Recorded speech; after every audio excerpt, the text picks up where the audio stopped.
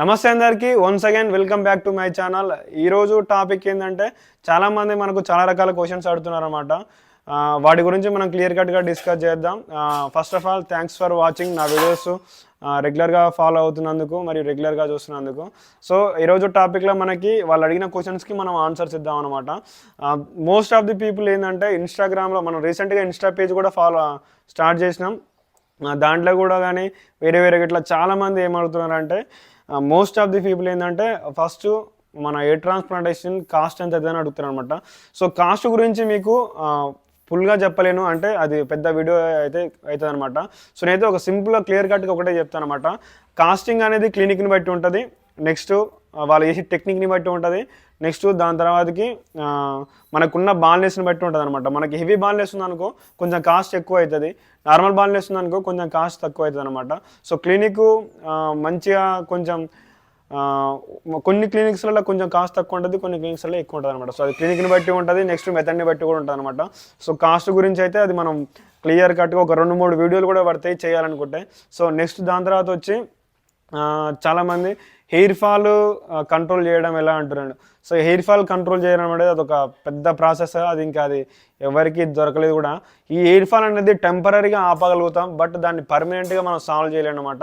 PRP చేసుకుంటే కానీ లేకపోతే ఏదన్నా మినాక్సిడిల్ అది అప్లై చేసుకోవడం వల్ల, అంటే ట్రాన్స్ప్లాంటేషన్కి ముందు హెయిర్ ఫాల్ని ఎట్లా కంట్రోల్ చేయాలని అడుగుతారు అనమాట.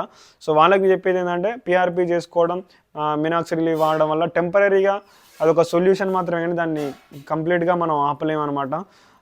దాని తర్వాతకి చాలామంది నాకు ఇన్స్టాగ్రామ్లో తెలియకుండా తెలిసి తెలియక అదేందో యోగా చేస్తే హెయిర్ గ్రోత్ అవుతుంది ఇవన్నీ అవి ఉంటాయని. సో అవన్నీ అయితే వర్కౌట్ కావు, ఎందుకంటే అవన్నీ ఫేస్ చేసే ఇంతవరకు వచ్చినాం అనమాట. నెక్స్ట్ వచ్చేసి మీరు ఎక్కడ సర్జరీ చేసుకున్నారు? నేను చేసుకున్న క్లినిక్ పేరు హెయిర్ ఫ్రీ హెయిర్ గ్రో. అది నేను సూరత్ బ్రాంచ్లో చేసుకున్నాను అనమాట. చాలామంది మీరు ఎక్కడ చేసుకున్నారు బ్రో అని అడుగుతున్నారు. సో అది నేను చేసుకుంది hair free hair grow Surat branch. Next వచ్చేసి మనకి ఇంకా దీంట్లో క్వశ్చన్స్ ఏమంటే మీరు చేసుకుంది ఏ టెక్నిక్ అని అడుగుతారు. నేను చేసుకుంది బిగ్ ఎఫ్యూ టెక్నిక్. దాంతోపాటు మీరు ఎన్ని గ్రాఫ్స్ మీకు ఇంప్లాంట్ చేసినారంట. నాకు ఇంప్లాంటెడ్ గ్రాఫ్స్ వచ్చేసి 4130 గ్రాఫ్స్ ఇంప్లాంట్ చేశారనమాట. సో అది అప్రాక్సిమేట్లీ 1,20,000 వరకు అది వచ్చిందనమాట కాస్ట్. సో దీన్ని బేస్ చేసుకొని మీకు కాస్టింగ్ ఒకవేళ నేను ఫుల్ ప్లెడ్జ్డ్గా నేను మొత్తం ఇప్పటికి 1 ఇయర్ తర్వాతకి ఇప్పటికి కాస్టింగ్ మారిండొచ్చు మేబీ, ఎందుకంటే ఇయర్లీ అవి పెరుగుతుంటాయి, ఎందుకంటే మనకి ఎయిర్ ట్రాన్స్ప్లాంట్ చేసుకునే పేషెంట్స్ పెరుగుతుంటే అది కూడా పెరుగుతాయి అనమాట. సో అదొకటి. నెక్స్ట్ వచ్చేసి ఇంకా డౌట్స్ ఎట్లా అంటే మీరు మెడిసిన్ ఎప్పటి వరకు యూజ్ చేశారు? నేనైతే మెడిసిన్ సర్జరీ అయిన దగ్గర నుంచి ఒక 6 మంత్స్ రెగ్యులర్గా వాడిన, దాని తర్వాతకి కొంచెం తగ్గిస్తూ వచ్చిన అనమాట. సో ఇప్పుడైతే కొంచెం కంప్లీట్గా ఆపేసే స్టేజ్లో ఉన్నానమాట. 1 ఇయర్ కంప్లీట్ అవుతుంది కాబట్టి. నెక్స్ట్ పిఆర్పీస్ ఎన్నిసార్లు తీసుకున్నారు అంటే 6 మంత్స్ పీరియడ్లో 4 టైమ్స్ పిఆర్పీ తీసుకుంటారు. దాని తర్వాతకి మళ్ళీ వాళ్ళు గైడ్ చేసిన విధంగా పిఆర్పీస్ తీసుకోవాలి. నెక్స్ట్ ఇంకా ఏమేమి కేర్లు తీసుకుంటారని అడిగారు అనమాట. నేనైతే మన విలేజ్లో ఉంటాం కాబట్టి అంతగానం ఏమి ఉండదు, నార్మల్గానే మన లైఫ్ స్టైల్లో పాటు అది గడిచిపోతుంటుంది అనమాట. సో ఇవి అనమాట. చాలామంది క్వశ్చన్స్ అడుగుతున్నారు, ఇంకా అన్ని క్వశ్చన్లకు నేను ఆన్సర్ ఇవ్వలేకపోతుండొచ్చు. దాని గురించి కూడా మళ్ళీ ఇంకొక వీడియో చేస్తా.